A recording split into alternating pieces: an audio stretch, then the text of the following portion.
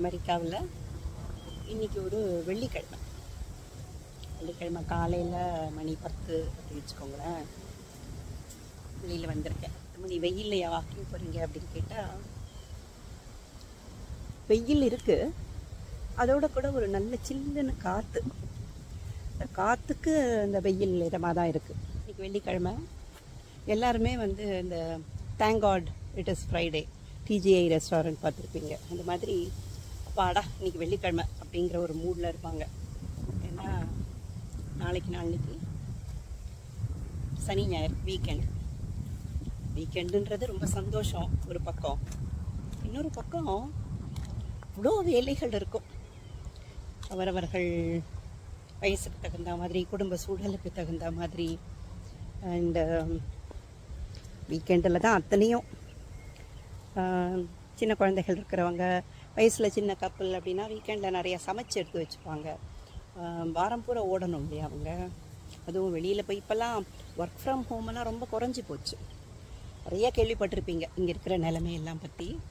அதில் வந்து வேலை இருந்தால் போகிறோம் அப்படிங்கிற நிலைமை இருக்கும் பொழுது ஓடி ஒர்க் ஃப்ரம் ஹோமாக நேராக வரணுமா, என்னவாக இருந்தாலும் பரவாயில்ல வேலைக்கு ஓடணும் அப்படிங்கிற ஒரு நிர்பந்தத்தில் இருக்காங்க. ஸோ வீக்கெண்டில் அது மாத்திரம் இல்லை, பூரா வீட்டை க்ளீன் பண்ணியிருக்க முடியாது. வீட்டை க்ளீன் பண்ணணும், கராஜில் அவ்வளோ போட்டு வச்சுருப்பாங்க, கராஜை க்ளீன் பண்ணணும், காரை க்ளீன் பண்ணணும், குழந்தைங்கிட்ட இருந்தால் அவங்கள வந்து கிளாஸ் கூட்டுன்னு போகணும். ஒரு அரை நாள் வேலை பார்ப்பாங்க, இன்னொரு அரை நாள் ஏதாவது வீக்கெண்டு வெளியில் போகிறதுன்னு வச்சுட்டுருப்பாங்க. ஃப்ரெண்ட்ஸ் வீட்டுக்கு போகிறது, இல்லை ஃப்ரெண்ட்ஸை கூப்பிடுறது. அதனாலும் ஒன்றும் சும்மா இல்லை. ஒரு 1 hour 2 hours ட்ரைவ் பண்ணின்னு போகணும். எல்லோரும் ஒன்றா சேர்றது அப்படின்னா அவங்களுக்கு சமைக்கணும். பாட்லக்குனா நம்ம எதாவது பண்ணி எடுத்துகிட்டு போகணும். இதுக்கெல்லாம் நடுவில் நம்மளை மாதிரி யாராவது ஊர்லேருந்து வந்துட்டாக்க நம்மலாம் என்டர்டெயின் பண்ணணும், எங்கேயாவது கூட்டுன்னு போகணும். ஸோ வீக்கெண்டும் ஒன்றும் சும்மா ஜாலியாக காலை நீட்டின்னு உட்காந்து நம்ம ஊர் மாதிரி ஆர்டர் பண்ணியா சாப்பிட முடியும்.